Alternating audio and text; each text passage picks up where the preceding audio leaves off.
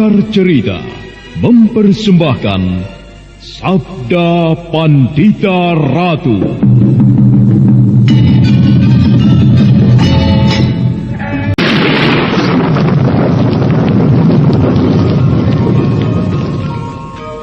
Sabda Pandita Ratu. Naskah ditulis oleh Pondra Swasti Langit, diolah oleh Agung Bahrodi, didukung oleh artis-artis terkemuka Ferry Fadli, Eli Ermawati, M. Abud, Ivone Rose, dan lain-lain. Teknik dan montase Ibing Arifin, dengan sutradara Dian Pertiwi. Sabda Pandita Ratu. Kali ini dalam episode ke-12 dengan judul Candi Swambara Budura. Mendadak prajurit yang telah memegang kalung itu tertegun dan kemudian membias rona kebingungan serta wajahnya berubah menjadi pucat. Dengan terlongong-longong dipandanginya kalung yang dipegangnya dan dipandanginya para tamunya yang masih berdiri itu.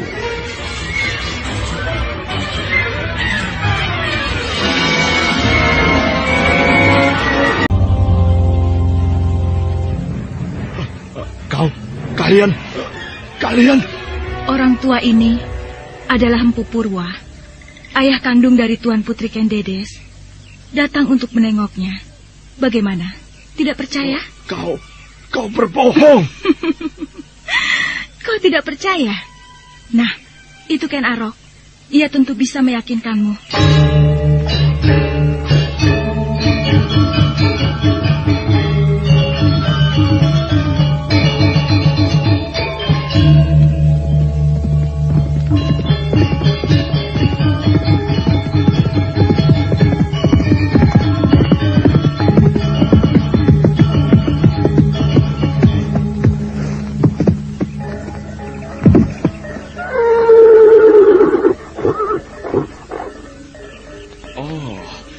Paman Empu Purwa dari Panawijen.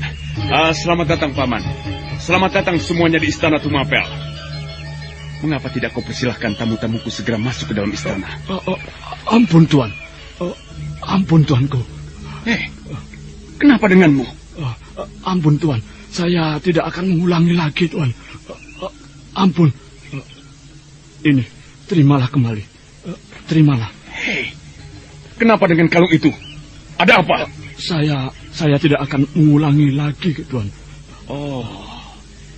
Jadi rupanya kalian diperas prajuritku ini. Benar demikian, Adira Astri Kandi? Benar, Kakang Ken Arok. Aku sudah memaafkannya. Tidak bisa. Perbuatannya memalukan. Rasakan ini. Prajurit tidak tahu diri. Setan. Pada satu mapel seperti ini, tega-teganya kau berbuat seperti itu. Kau justru merusak kepercayaan rakyat terhadap prajurit yang sedang aku bangun. Kurang ngajar kau. Ampun, Tuan. Saya mohon ampun. Saya tidak akan mengulangi lagi, Tuan. Tumapel tidak membutuhkan prajurit seperti kau. Kau akan kupecat. Menghadaplah kau kepada senopati atasanmu. Melaporkan kepadanya bahwa kau telah aku pecat. Ditambah hukuman jemur sehari di alun-alun. Mari Paman Empu, Adi Ken Siwinarswari, Adi Rahastri Kandi, Adi Panji Parasu, dan Adi Panji Garit. Aku masih mengenal kalian semuanya. Aku bukan orang pelupa. Ayo, mari.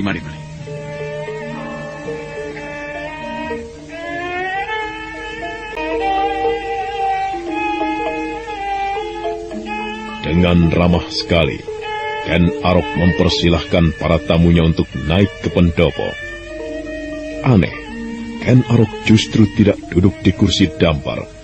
Dia bahkan bersama-sama duduk lesehan di hamparan tikar. Seorang emban terbengong-bengong melihat kejanggalan itu. Atas perintah Ken Arok, seorang emban memanggil Ken Dedes.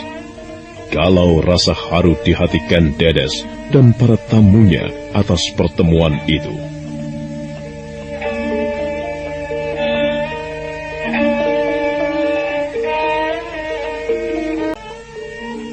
Sungguh, aku tidak mengira, Kang Mbok. Aku membayangkan aku akan bertemu kembali dengan Kang Mbok Ken Dedes di Panawijen. Rasanya aku berpisah dengan Kang Mbok baru beberapa hari yang lalu. Akan tetapi, waktu yang tidak seberapa lama telah berbicara banyak terhadap nasib Kakang Mbok yang menjadi permasyuri. Dan dalam waktu yang singkat pula, suamiku telah pergi mendahuluiku, Adi. Mati terbunuh. Aku ikut bersedih. Aku juga ikut bersedih. Terima kasih. Akan tetapi, aku tidak boleh terlalu berlarut-larut di dalam kesedihan. Aku tidak boleh hanyut dan tenggelam dalam pusaran air. Aku harus segera bangkit, melihat kenyataan dan dengan rela menerimanya. Bukankah demikian, Ayah? Benar, Dedes. Yang telah pergi tidak mungkin kembali. Akan tetapi, Ayah tentu tetap merasa heran melihat perkembangan yang terjadi padaku. Anakmu ini, bukan? Mengapa dalam waktu yang cepat suamiku mati dibunuh orang? Kemudian, belum lagi kering tanah yang dipergunakan mengubur suamiku. Namun aku telah menerima kehadiran Ken Arok untuk menjadi suamiku. Dan kemudian, menyetujuinya atas namaku. Ia menjadi Akuwu yang baru di Tumapel ini. Ayah bisa mengerti. Ayah hanya bisa bersedih melihat cobaan yang menerpamu silih berganti, Dedes. Ayah, aku percaya jika Ayah pasti bisa melihat yang tidak terlihat, bisa mengetahui yang orang lain tidak tahu, atau bisa mengerti cita-cita yang terpendam di dalam hatiku, mengerti mengapa aku harus memutuskan. Entah mengapa aku menginginkan anak keturunanku kelak akan menjadi raja. Dan aku melihat Ken Arok adalah sebuah lantaran yang bisa aku lalui untuk meraih keinginan itu. Itulah sebabnya, seperti berjudi, akan tetapi aku merasa yakin jika aku akan menang. Aku terima lamaran Ken Arok. Aku setujui pengangkatan sebagai Akuwu yang baru. Aku setujui keputusannya untuk mengatakan perang terhadap Kediri. Mungkin yang aku rasakan terasa jelas, namun aneh bagi orang lain. Ayah bisa mengerti, Ken Dedes.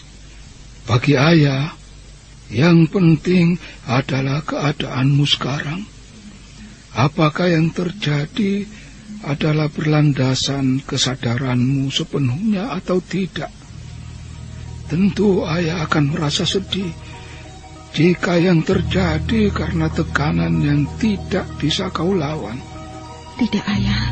Sama sekali tidak. Rahastri Kandi melirik Ken Siwinareswari. Tanpa sengaja kemudian keduanya berpandangan. Empu Purwa termangu. Dia teringat akan Brahmana Lohgawe serta Brahmana Brahmacari yang mempertegas ramalannya tentang Ken Dedes, juga Ken Arok. Tetapi bagi Rahastri Kandi serta Ken Siwinareswari, apa yang dialami oleh Ken Dedes adalah merupakan hal yang aneh.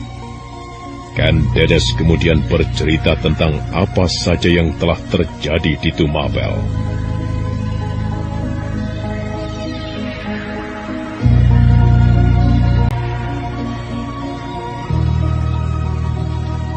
Itulah, Ayah, apa yang telah aku alami selama ini. Hal-hal yang mendorongku mengambil sebuah keputusan yang sangat berani dan tidak masuk akal. Ayah bisa mengerti, Dedes. Bukan main. Pengalamanmu benar-benar luar biasa, Kang Mbok Ayu Ken Dedes. Andai kata aku yang mengalami peristiwa itu, tentu aku akan kebingungan untuk mengambil sikap. Bahkan menghadapi apa yang terjadi, itu pun rasanya tidak akan mampu. Jika aku yang menilai apa yang telah Kang Mbok Dedes lakukan adalah benar-benar sebuah perjudian. Perjudian yang luar biasa besarnya. Melibatkan Kediri, melibatkan peperangan sedemikian banyak orang. Diajeng berdua mencari Kakang Kameswara. Iya, benar. Kemana saja Diajeng berdua telah mencarinya? Berhari-hari kami berempat telah menjelajahi berbagai tempat Kang Mbok Ken Dedes. Namun, jejak Kakang Kameswara samar-samar belaka. Kemudian setelah kami tidak berhasil, kami tiba-tiba mempunyai perhitungan. Barangkali Kakang Kameswara pernah menemui Kang Bo atau Kakang Ken Arok dan menceritakan kemana perginya.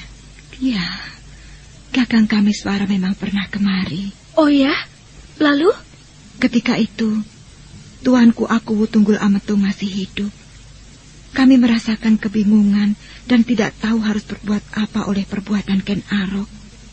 Itulah sebabnya, dengan menggunakan caraku, melalui mimpi atau hubungan batin, aku mengundang Kakang Kameswara untuk datang dan membantu masalah yang aku hadapi. Setelah itu, Kakang Kameswara berpamitan untuk pergi ke rumah orang tuanya. Orang tuanya? Iya, benar.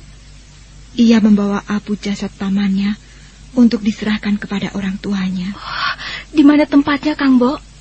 Kakang Kameswara tidak mengatakannya. Oh, sebuah jejak yang samar-samar lagi. Mungkin Kakang Ken Arok tahu sedikit banyak. Kakang Ken Arok mengetahui persoalan pribadi Kakang Kameswara. Ya, kita akan menanyakannya kepada Kakang Ken Arok.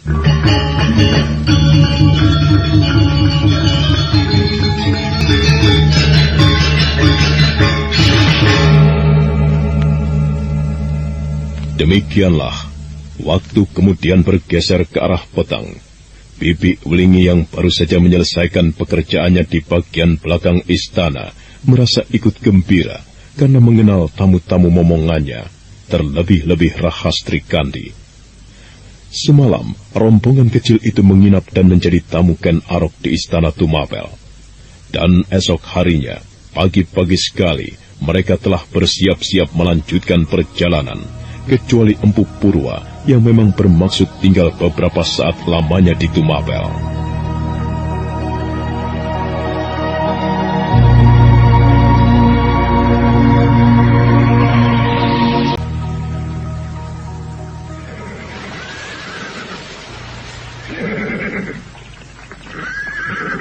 Banyak terima kasih atas keterangan yang kau berikan Kakang Ken Arok.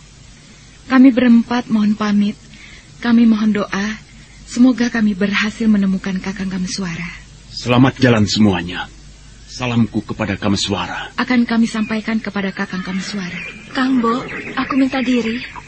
Selamat jalan Rahastri Kandi. Selamat jalan Rati Hening. Aku akan datang.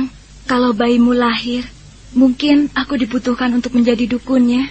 Dengan senang hati Rahastri Kandi. Dengan ramah, Ken Arok dan Ken Dedes serta Empu Purwa dan Bibi Wulingi melepas keberangkatan Ken Siwi dengan rombongan kecilnya. Beberapa orang senopati dan prajurit ikut melepas perjalanan mereka di halaman istana Pakuwon.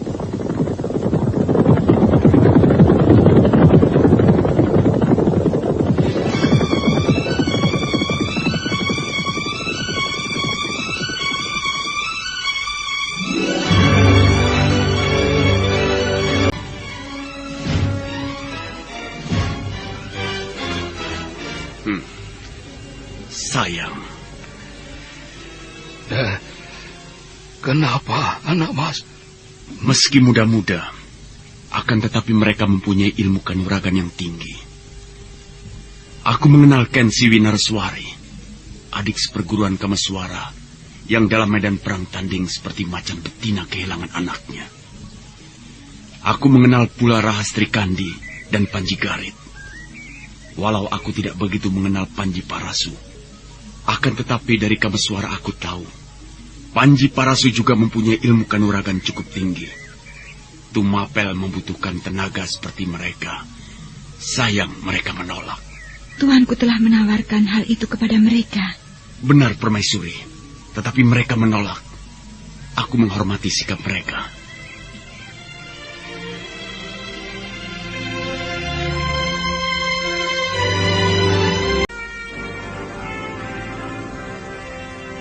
Ken Siwi Nareswari, Rahastri Kandi, Panji Parasu dan Panji Garit terus berkuda ke arah barat, arah menuju kota Raja Kediri. Seharian mereka berkuda dan kemudian beristirahat ketika malam tiba. Dan keesokan harinya mereka melanjutkan perjalanan kembali. Namun meski ditambah seharian lagi mereka berkuda, mereka belum sampai juga di tempat tujuan, hingga kemudian malam pun datang lagi.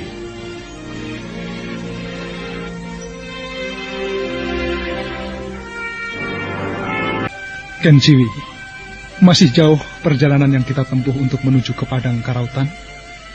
Besok tengah hari, barulah kita sampai ke Padang Karautan, Kakang Parasu.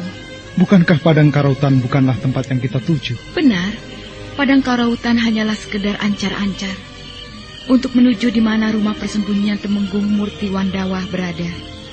Menurut Kakang Ken Arok, diperlukan waktu setengah hari lagi untuk sampai di sana. Jika demikian, kita semuanya harus beristirahat, supaya besok pagi kita bangun dengan keadaan yang segar dan dapat melanjutkan perjalanan dengan lebih bergairah.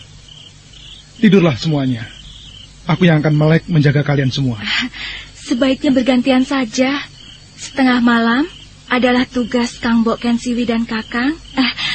Maksudku Paman Parasu untuk berjaga. Separuh malam hingga saat fajar, aku dan Kakang Panji Garit yang akan berjaga. Bagaimana? Baik.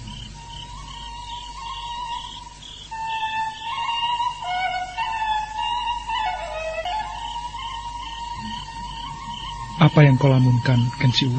Peperangan. Kenapa? Ya, peperangan itu menghantui aku, Kakang. Aku tidak habis mengerti mengapa dengan yakin, dengan penuh kesadaran Kang Mbok Ayu Ken Dedes menghadapinya. Padahal di belakangnya adalah sebuah peristiwa yang mengerikan. Mereka mempunyai sikap tersendiri, Ken Siwi. Biar saja. Andai kata aku bisa, andai kata aku mempunyai kekuatan yang tidak terlawan oleh siapapun, baik oleh Raja atau Ken Arok, aku tentu akan memaksakan supaya perang tidak terjadi. Jangan mengumbar angan-angan. Jika hal itu kau ikut, kau akan mengidap sakit jiwa. Ingat, aku pernah mengalaminya. 2 hari lewat sudah. Ken Siwi Nareswari bersama Rahastri Gandhi, Paksi Jala Kuning dan Panji Parasu meninggalkan Tumapel menuju Padang Karautan yang menjadi ancar-ancar untuk menuju tempat di mana Temenggung Murti Wandawa dan keluarganya bersembunyi. Dan di suatu malam, mereka beristirahat di perjalanan.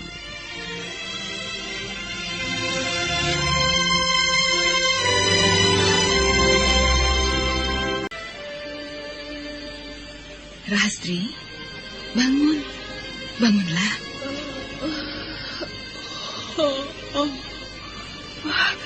Ada apa? Ini sudah tengah malam. Bangun. Sekarang giliranmu dengan suamimu untuk berjaga ya. Baik.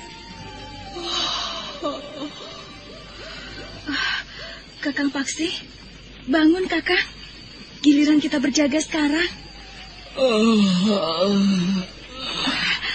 Kakang masih mengantuk? Ya, rasanya masih ingin tidur. Tidurlah. Apa? Tidurlah kalau tega. Kau bermaksud mengatakan jangan tidur. Kalau kau tidur, aku juga akan kembali tidur. Di sebelah mana Lintang Waluku itu berada? Itu, di sana. Di mana letaknya ketika sore tadi? Di sana. Kalau begitu, saat sekarang tengah malam telah lewat. Beberapa saat lagi, pagi tentu akan tiba.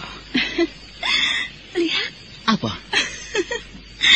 Paman Panji Parasu kalau tidur mulutnya terbuka. Dan Bibi Ken Siwi kalau tidur tersenyum. Pasti ia sedang memimpikan yang bukan-bukan. Aku belum tidur.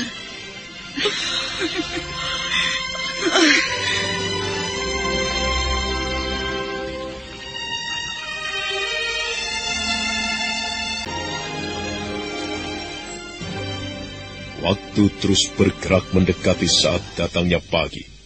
Ken Siwi dan Panji Parasu telah benar-benar lelap dalam tidurnya.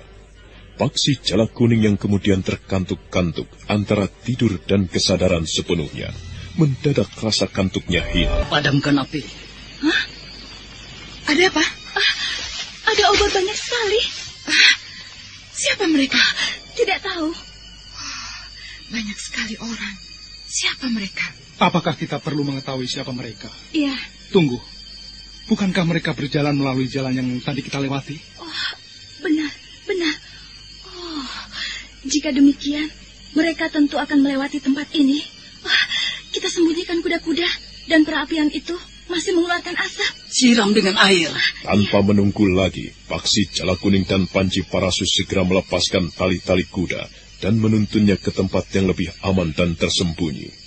Rahastri Kandi segera mengambil air dengan wadah daun talas dan disiramkan ke perapian yang masih mengeluarkan asap.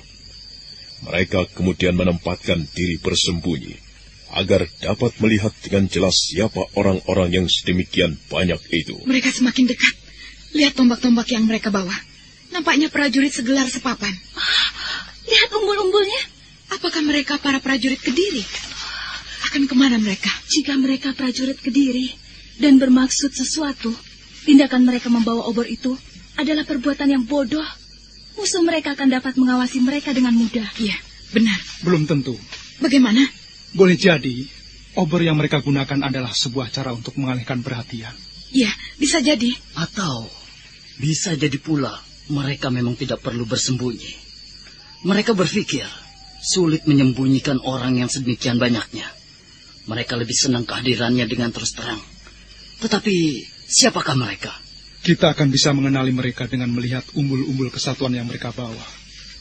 Berhati-hatilah.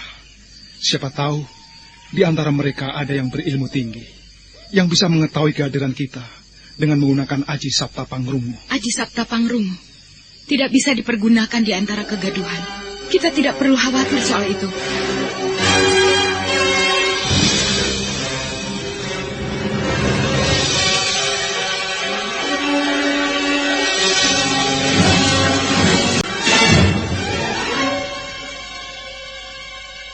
Akhirnya, rombongan pasukan segelar sepapan itu melewati mereka dalam jarak yang dekat dan jelas terlihat.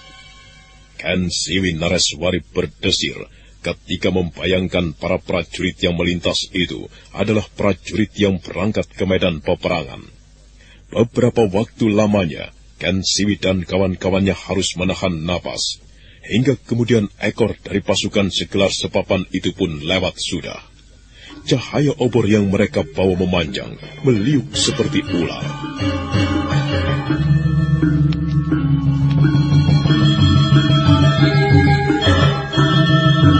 Mereka orang-orang Kediri. Iya, mereka orang-orang Kediri. Aku mengetahuinya dari tulisan yang ada pada umbul-umbulnya. Akan kemanakah mereka? Kemanapun mereka, yang jelas mereka sedang dalam persiapan peperangan. Apakah mereka akan mendahului menyerang Tumapel? Boleh jadi, tapi boleh jadi juga tidak. Perkembangan yang terjadi antara Kediri, Tumapel dan Ganter semakin menarik. Iya, nampaknya Kediri berada di dalam kesulitan.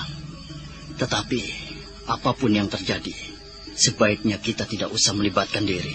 Pikiran kita harus terpusat pada tujuan kita, menempuh perjalanan panjang sampai di tempat ini. Iya. Keesokan harinya, ketika matahari pagi telah bersinar dengan terangnya, mereka pun bersiap-siap melanjutkan perjalanan. Sudah siap? Aku sudah siap, Bibi. Baiklah, ayo, kita lanjutkan perjalanan. Tetapi sebaiknya kita menghindari pertemuan dengan rombongan yang lewat semalam. Benar, kita bisa melihat jejak-jejak mereka.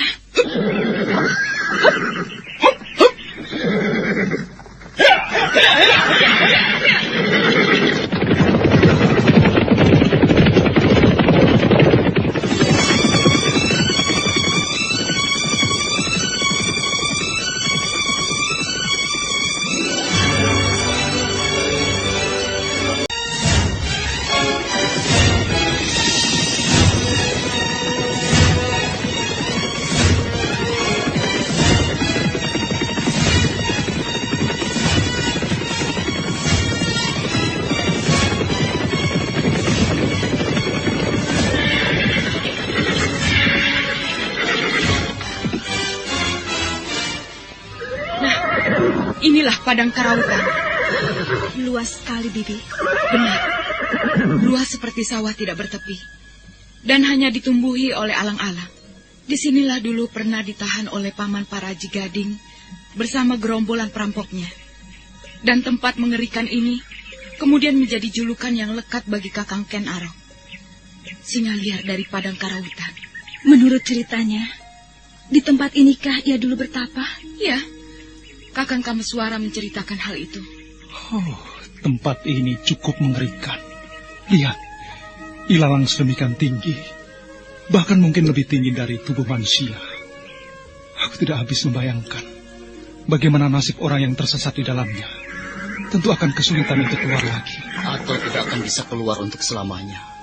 Nah, kau lihat yang di sana itu. Apa? Itu, lihatlah. Oh, 2 ekor ular hijau sedang kawin. Racun ular itu ganas sekali. Siapapun yang tergigit tentu tidak akan bisa bertahan hidup. Sekejap saja ia mampu membuat korbannya mati. Mengerikan sekali. Iya, mengerikan sekali. Oh, aku melihat lagi seekor. Mana, Bibi? Itu di sana. Itu ular sendok. Racunnya kuat dan jahat lebih ganas. Hatiku menjadi tidak tentram. Rasanya ngeri dan jijik melihat ular-ular itu. Ayo kita tinggalkan tempat ini. Lihat, itulah bukit yang dimaksud oleh Kakang Ken Arok. Kita harus mengambil arah ke sana, mengitari tebing untuk bisa menemukan tempat persembunyian Temenggung Murti Wandawa, orang tua kandung Kakang Kameswara. Ayo. Ayo.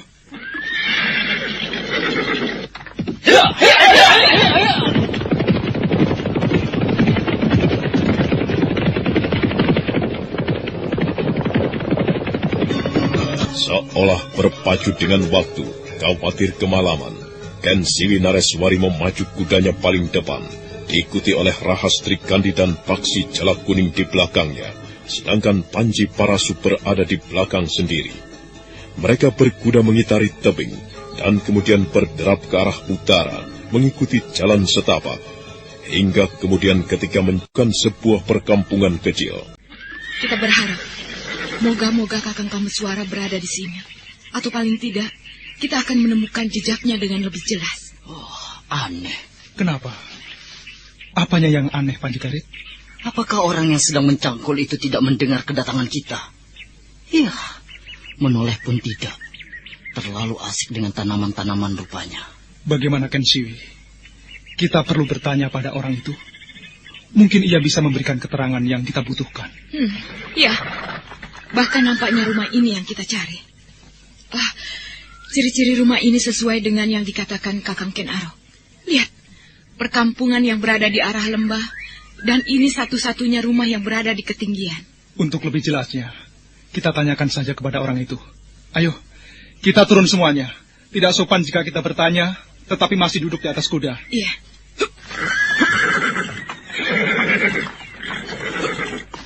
Selamat sore, Kisanak. Selamat sore, Kisanak. Kisanak yang menyiangi tanaman, selamat sore. Bolehkah kami numpang bertanya padamu? Orang ini tidak menjawab. Kenapa ya? Kisanak, selamat sore. Bolehkah kami bertanya sesuatu kepadamu? Orang itu bisu, Kisanak semuanya.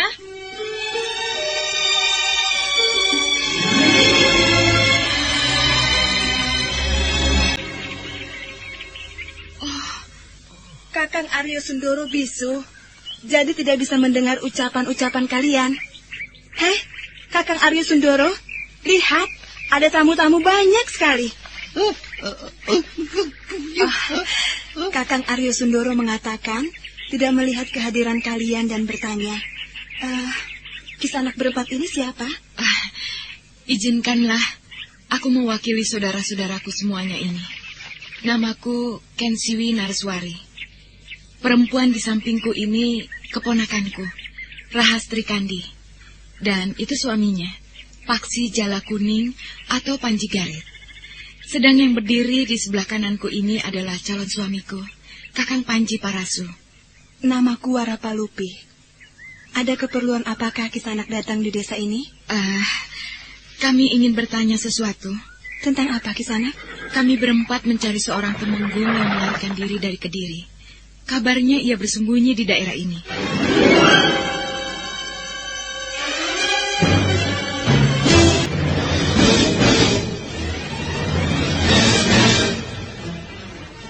nampak jelas perubahan rona wajah Warapalupi yang tidak luput dari perhatian keempat tamunya.